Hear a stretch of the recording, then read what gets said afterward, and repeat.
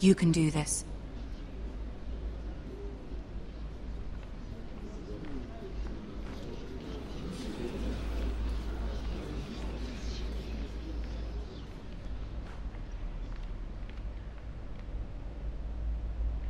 Ah, Lady Marjorie. Aren't you looking lovely this evening? Lord Tyrion. Your Grace? With your permission, allow me to introduce Lady Mira of House Forrester.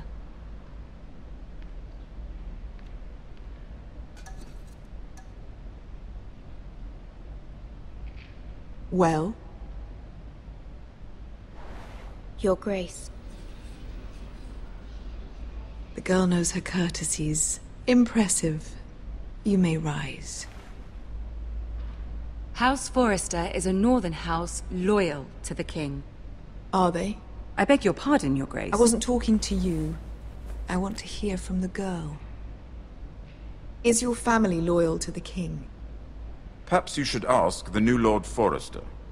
He's not here, is he? She is. The girl can speak for her house. Joffrey is the one true king, Your Grace. And yet... For centuries, the Forresters have been loyal bannermen to House Stark. A house of traitors.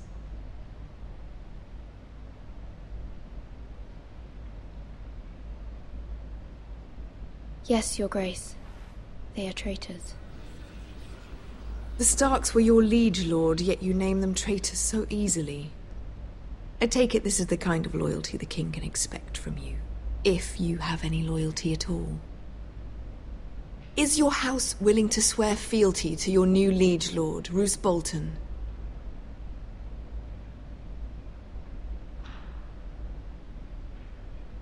Yes, Your Grace. Absolutely. I see. Despite the fact Roose Bolton allied with Walder Frey. If it was me, I'd find it difficult to so quickly forgive the men who killed my father. Old allegiances are not easily abandoned. But now that the war is over, we must look to rebuild and forge new alliances. There are ships and shields to be built, and Joffrey will need a steady supply of ironwood for his armies. I'm told there are others who would happily serve that purpose, but I trust we can rely on House Forrester. Forrester Ironwood does seem rather unique. Our talent is unrivaled, Your Grace. Forrester Ironwood is highly sought after in the Seven Kingdoms. So I'm told. It would be a shame to see it fall into the hands of another house. I imagine you'd do almost anything to prevent that from happening, wouldn't you?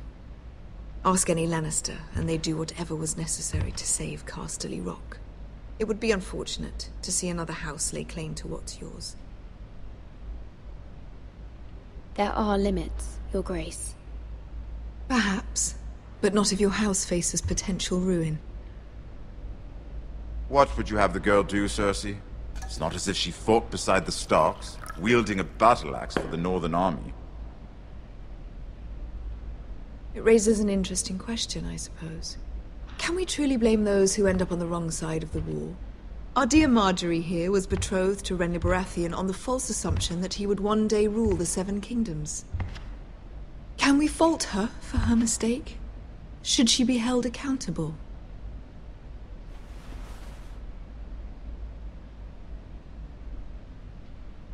I won't judge her, Your Grace. I wasn't there. I didn't face her decisions. Aren't you a delightful girl? If only one could flit through life without ever holding an opinion of their own. If there's a point to this, I hope you find it quickly. Loyalty can be such a hard thing to define. This city alone is filled with all sorts of ambitious opportunists looking to reinvent themselves, pretending to be something they're not. Who knows what lurks within their hearts? You are a girl from the north, here in service to Lady Marjorie. One can only assume her interests are yours. Yet loyalty to a king, that must be absolute, beyond question. And if your loyalties were to become conflicted between your king and the very person whom you serve, what would you do then? I'm sure she Let the would... girl answer the question. Go on.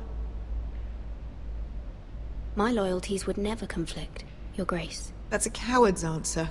I will not have my time wasted by a northern girl who thinks she can play games. Who do you choose?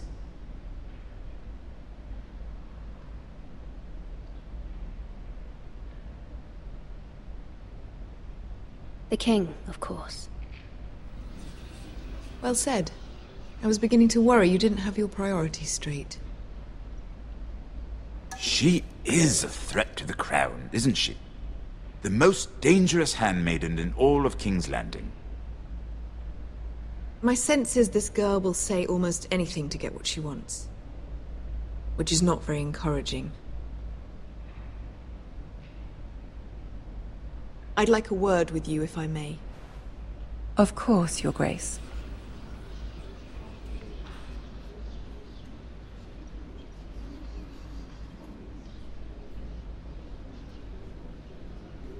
I'll walk you out.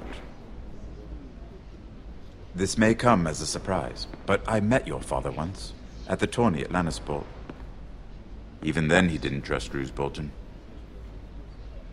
We only spoke briefly, but your father struck me as an honorable man. You have my condolences for his loss. These would be trying times for your family, even under the best of circumstances. Thank you, Lord Tyrion. That's very kind of you to say. That certainly took courage. To so publicly declare your loyalty to Joffrey for all to hear. Poor Lady Margaery was humiliated, although Cersei seemed quite pleased. It was quite the first impression. I, of course, found it all highly entertaining. I was trying to appease her. I think that was clear to everyone. My sister and I have our differences. She takes great pleasure in her little charades. I take mine in thwarting them. We must find our amusements where we can. She threatened to give your ironwood to another house. It is the Master of Coin who decides such matters. The Crown needs boats. Boats need wood, and I speak for the Crown in this regard, not her. What are you suggesting? I suppose the Crown could be persuaded to secure ironwood from House Forrester. Lady Margaery might not look favorably on such an alliance, and it would infuriate Cersei. Although what would be amusing for me might prove rather dangerous for you and your house. Are you willing to risk that? It may be far too dangerous. In fact, forget I even suggested such a thing. It's a risk I'm willing to take, Lord Tyrion. Please. You are a brave girl, aren't you? I'll consider it. Now, if you'll excuse me, I promised Sansa I would join her for dinner tonight. 3 beautiful bottles of Dornish wine await my arrival. The mere thought of them makes me thirsty already. I hope we meet again. Nothing would make Cersei happier. Until then, be careful. This is not the North. King's Landing can be a nest of vipers to the uninitiated.